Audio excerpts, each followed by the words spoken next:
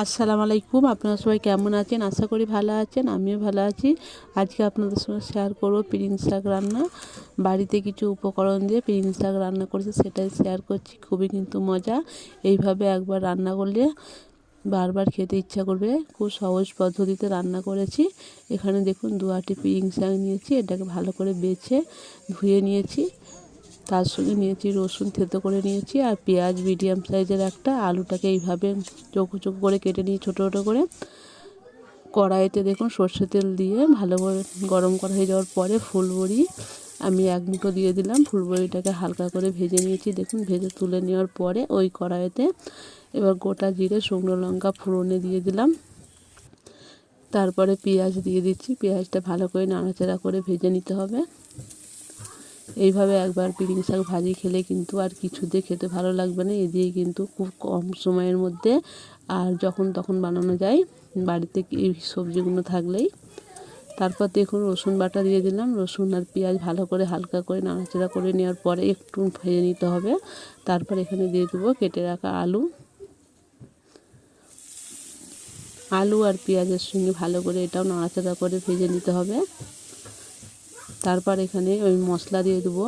এখানে পরিমাণ মতো লবণ, হলুদ আর লঙ্কা গুঁড়ো খুব কম কম করে দিতে হবে। একদম শাকটা যেহেতু কম, সেরকম যেরকম রান্না করবে সেরকম কম বেশি আপনারা বাড়িয়ে কমিয়ে নেবেন। মশলাগুলো দিয়ে আমি ভালো করে কষে নেব। ভালো করে আগে কষে নিতে হবে কোনো রকম পানি ছাড়াই। এবার আমি ভালো করে কষে নেওয়ার পরে এখানে দিয়ে দিচ্ছি আমি শাক আর আলু ভালো করে মিশিয়ে নেব। ভিডিওটা যদি ভালো লেগে থাকে পাশে থাকবেন, লাইক দিয়ে ভিডিওটা দেখবেন। চ্যানেল নতুন হলে চ্যানেলটিকে সাবস্ক্রাইব করবেন। দেখুন শাকটা কিন্তু এইভাবে কষিয়ে নেব আমি যতক্ষণ না পানিটা শুকনো হয়ে যায়। এখন কিন্তু পানিটা অনেকটাই শুকিয়ে গেছে। এই পর্যায়ে দিয়ে দেবো আগে থেকে ভেজে রাখা ফুলবড়ি আর কাঁচা লঙ্কা। ভালো করে ফুলবড়িটা মিশিয়ে নেব। কিছুক্ষণ নাড়াচাড়া করার পরে রসুন বাটিটাতে আমি হাফ বাটি একটুখানি 1 চিমটি পানি দিয়ে দেবো। পানি দিয়ে সেটা আমি ঢাকনা দিয়ে যাতে আলুটা সেদ্ধ হয়ে যায়। দেখুন পানিটা একদম অল্প, এই পানিটা দিলেই হবে। দিয়ে ঢাকনা দিয়ে পুরো মিডিয়াম থেকে পুরো একদম লো আঁচে রান্না করে নিতে হবে 2 থেকে 3 মিনিটের মতন। তাতে কিন্তু আলুটা রান্না হয়ে যাবে। যেহেতু আমি আলুটা আগে থেকে কষেছি, অনেকক্ষণ দিয়ে রান্না করেছি। দেখুন পানিটা কিন্তু শুকিয়ে গেছে, দেখতেই পাচ্ছেন কত সুন্দর ঝরঝরে হয়ে গেছে।